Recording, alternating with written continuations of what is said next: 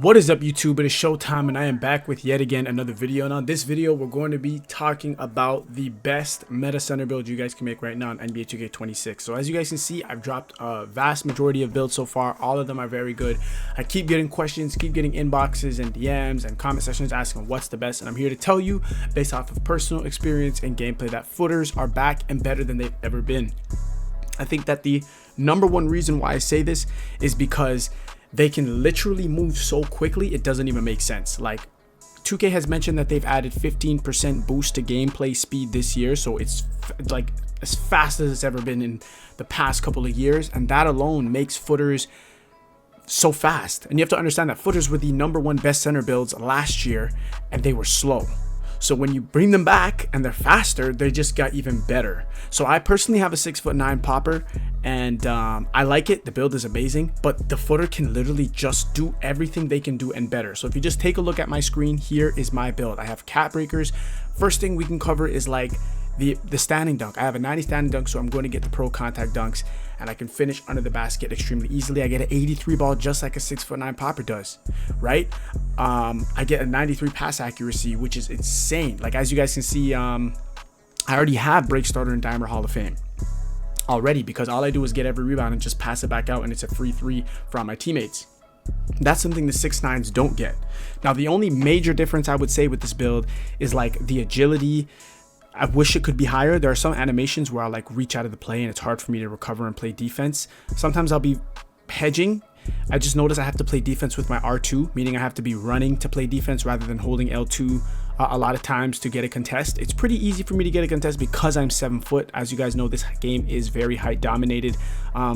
I have a 60 steal. What I did was I put it down to 53, and then I used my cat breakers to bring it right back up to 60. That's a way you can manipulate cat breakers. One cat breaker gave me 7 attributes towards my steal, so I abused that and then used the ticks in the builder somewhere else. That's how you can work around the build to make it even better. So I have interceptor on bronze. I will admit that lanes I play way better on my 6'9" because it's shorter, and giving it the interceptor gold badge, obviously that's another place where I feel the difference majorly.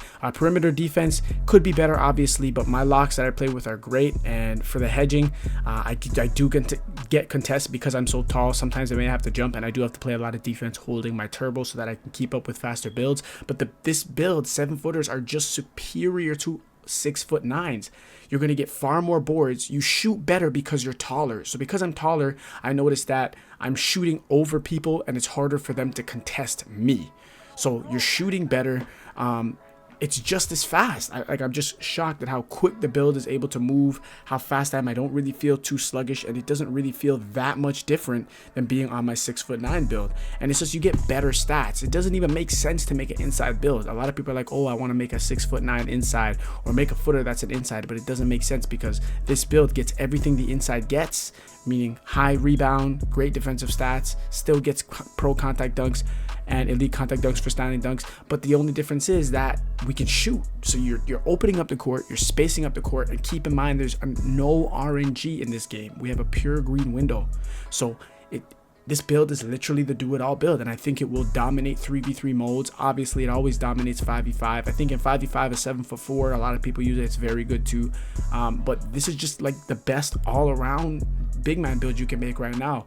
As you guys have seen the clips, I can hit everything. I'm moving quickly. I can still play defense, and I'm just here to announce the obvious, in my opinion. I think footers dominate the game currently and are going to continue to do so throughout the year, with the game speed being this fast, with how great you can make your footer builds, because just look how many points you can allocate around to make your build even better on paper, and then just your ability to shoot over people. So like I said, I didn't want to make this video super long. I guess I'm just here to answer the final question for those of you guys asking me, what build should I make? What's the best? Make a footer. If not a footer, make a 6'9" popper. Guards are getting better. I noticed that insides start to kind of come into the game when guards get better, when guards feel like, you know what, I don't need you to pop, I just need good screens and an offensive rebound or defensive rebound, obviously. So guards are getting better. Guards are able to move. They're starting to become more chicken. They understand their jump shot better, and as that happens, we're probably going to see less poppers, not because poppers are patched or because they're not good enough, but because guards don't need them. We're gonna get to a point where guards are like, all right, just have a 99 rebound, get all my rebounds, pass it back out to me with a dimer, and set me good screens. The game will get to that point. It always does throughout the year. But like I said, footers are where it's at. So if you don't have one already, I suggest you make one. This is the one I made.